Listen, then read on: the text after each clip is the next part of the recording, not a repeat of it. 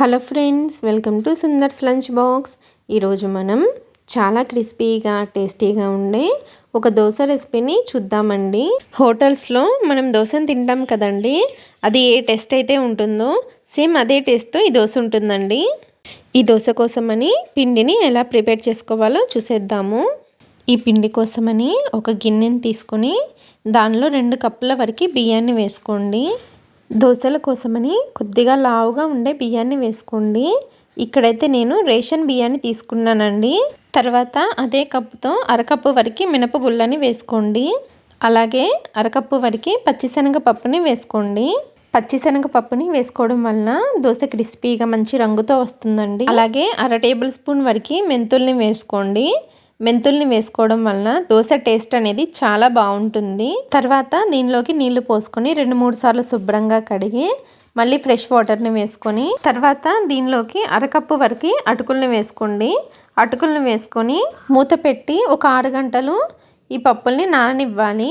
ఈ పప్పులు 6 గంటలు నానిన తర్వాత ఒక మిక్సీ జార్లోకి వేసుకొని తగినన్ని వాటర్ని వేసుకొని కొద్దిగా బరకగా రవ్వగా ఉండేట్లు గ్రైండ్ చేసుకోవాలి. ఇలా గ్రైండ్ చేసుకున్న తర్వాత పిండిని ఒక గిన్నెలోకి తీసుకొని కనీసం ఒక 2 నిమిషాలు చేత్తో బాగా కలుపుకోండి.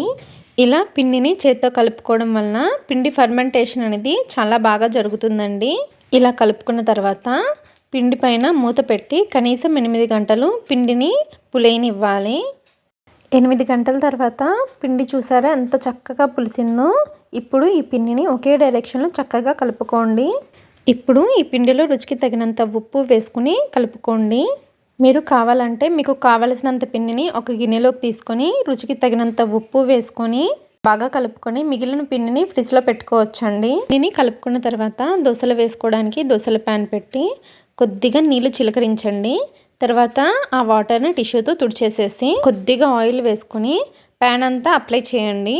తర్వాత ఫ్లేమ్ని లోలో పెట్టుకొని తర్వాత మనం ప్రిపేర్ చేసుకున్న పిండిని 1 నుండి 1.5 గరిటెడు వేసుకొని మీకు ఎంత వీలైతే అంత పలచగా స్ప్రెడ్ చేసుకోండి.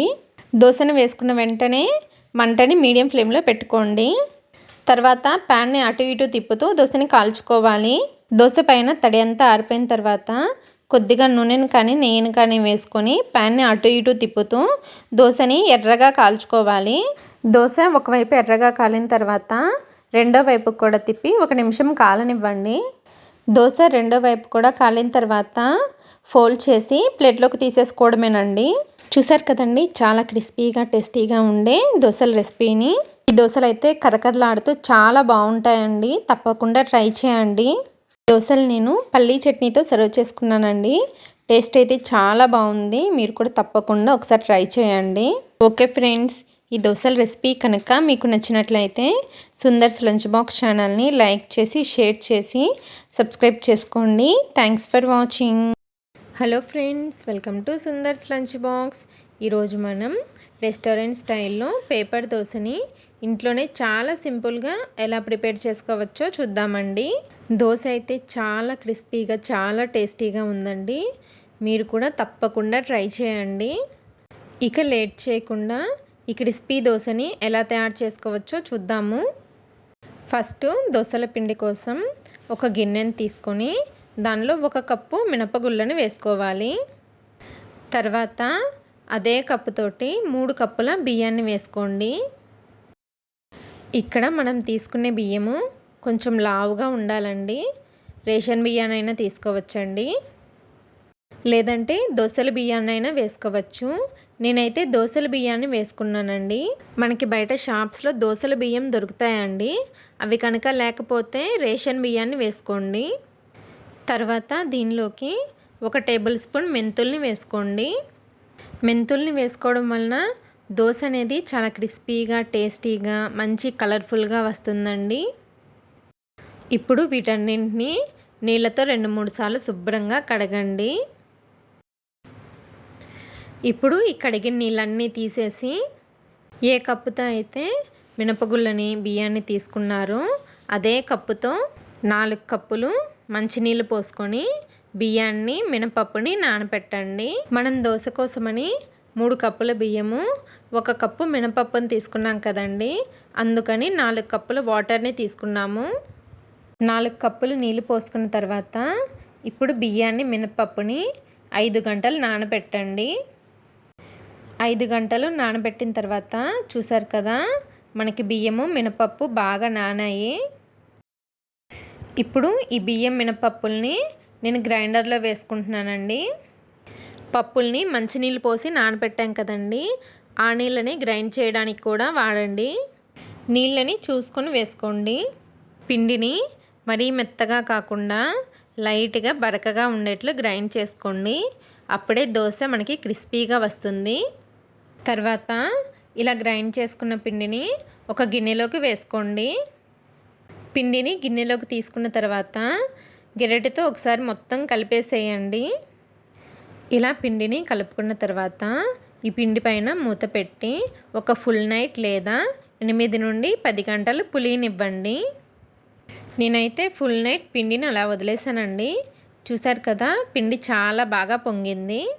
ఇప్పుడు ఈ పిండి మొత్తాన్ని ఒకసారి గరిటెతో కలుపుకొని మనకి కావలసినంత పిండిని ఒక గిన్నెలోకి తీసుకొని మిగిలిన పిండిని ఫ్రిడ్జ్లో పెట్టేసేసి 2 నుండి 3 రోజులు దోశలు వేసుకోవచ్చండి. మనకి కావలసినంత పిండిని తీసుకున్న తర్వాత రుచికి తగినంత ఉప్పును వేసుకోండి. అలాగే దోశ క్రిస్పీగా రావడం కోసం 1 టేబుల్ స్పూన్ బొంబాయి రవ్వని వేసుకోండి. ఇలా బొంబాయి రవ్వని వేసుకోవడం వలన దోశ చాలా క్రిస్పీగా వస్తుందండి. బొంబాయి రవ్వని ఉప్పుని వేసుకున్న తర్వాత పిండి మొత్తాన్ని చక్కగా ఒకసారి కలిపేసేయండి. పిండిని బాగా కలుపుకున్న తర్వాత దీనిలో కొద్దిగా నీళ్లు వేసుకుంటూ మనం దోశలకి పిండిని ఎలా కలుపుకుంటామో ఆ విధంగా కలుపుకోండి. పిండి కన్సిస్టెన్సీ ఇలా ఉంటే సరిపోతుంది. ఇప్పుడు దోశలను వేసుకోవడం కోసం దోశల ప్యాన్ని మీడియం ఫ్లేమ్లో హీట్ చేసుకొని ప్యాన్ పైన కొద్దిగా నీళ్ళు చల్లి టిష్యూతో కానీ కాటన్ క్లాత్తో కానీ తుడిచేసేయండి. ఇలా క్లీన్ చేసిన తర్వాత మంటని లో ఫ్లేమ్లో పెట్టుకొని మనం ప్రిపేర్ చేసుకున్న దోశల పిండిని ఒక గరిటెడు వేసుకొని మీకు ఎంత కావాలంటే అంత స్ప్రెడ్ చేసుకోండి. దోశ పిండిని వేసి స్ప్రెడ్ చేసేటప్పుడు మంటని లో ఫ్లేమ్లోనే పెట్టాలండి. మీడియం ఫ్లేమ్ కానీ హై ఫ్లేమ్ కానీ పెట్టారంటే పిండి మొత్తం ప్యాన్ కతుక్కుపోయి దోశ సరిగ్గా రాదండి. దోశని స్ప్రెడ్ చేసిన తర్వాత మంటని వెంటనే మీడియం ఫ్లేమ్లోకి మార్చండి. దోశ పైన తడి ఆరిపోయిన తర్వాత దోశ పైన కొద్దిగా నెయ్యిని కానీ ఆయిల్ని కానీ అప్లై చేయండి. ఇలా నూనెని కానీ నెయ్యిని కానీ దోశ మొత్తం అప్లై చేయడం వలన దోశ ఈవెన్గా కాలుతుందండి. దోశ మొత్తానికి మంట కనుక సరిగ్గా తగలకపోతే పెనాన్ని అటు ఇటు తిప్పుకుంటూ దోశని ఈవెన్గా కాల్చుకోండి.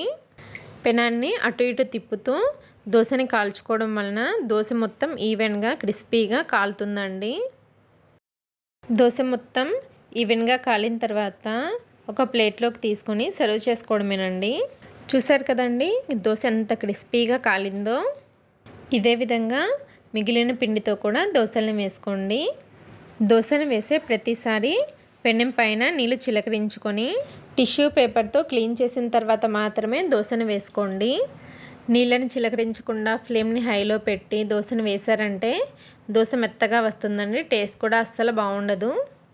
దోశని ఇలా వేసుకున్న తర్వాత ఏదైనా చట్నీతో కానీ, చట్నీ లేనప్పుడు ఏదైనా పికిల్తో కానీ, కారంతో కానీ సర్వ్ చేసుకుంటే చాలా బాగుంటుంది. ఓకే అండి, ఈ దోశల రెసిపీ కనుక మీకు నచ్చినట్లయితే సుందర్స్ లంచ్ బాక్స్ ఛానల్ని లైక్ చేసి షేర్ చేసి సబ్స్క్రైబ్ చేసుకోండి. Thanks for watching.